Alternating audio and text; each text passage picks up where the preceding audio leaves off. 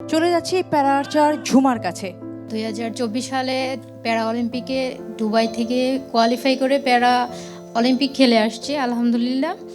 এবং আমি শুধু খেলে আসছি এটুকুই বলবো, বাট এরপরে হচ্ছে দেশের বর্তমান সরকারের কাছে একটা কথা রাখবো, আমরা প্রতিবন্ধী প্লেয়ার বা প্রত্যেকটা খেলোয়াড়ই আমরা অবশ্যই কিছু না কিছু দিচ্ছি দেশকে, অর্জন করছি, বাট আমাদেরকে এর কোনো অনুপ্রেরণা বা উৎসাহ খুবই কম দেওয়া হচ্ছে। ঝুমা, রিসেন্ট একটা অর্জন আছে তোমার, সেটা সম্পর্কে জানতে চাই।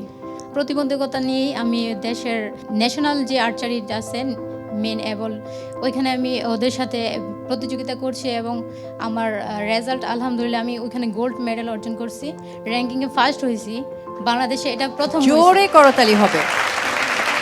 অনেক অনেক অভিনন্দন।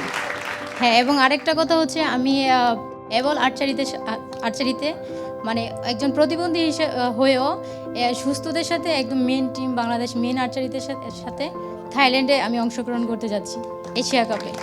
অনেক অনেক শুভকামনা থাকলো এবং তোমাদের এই অপ্রতিরোধ্য অগ্রযাত্রা বাংলাদেশকে নিয়ে যাবে অনন্য উচ্চতায়।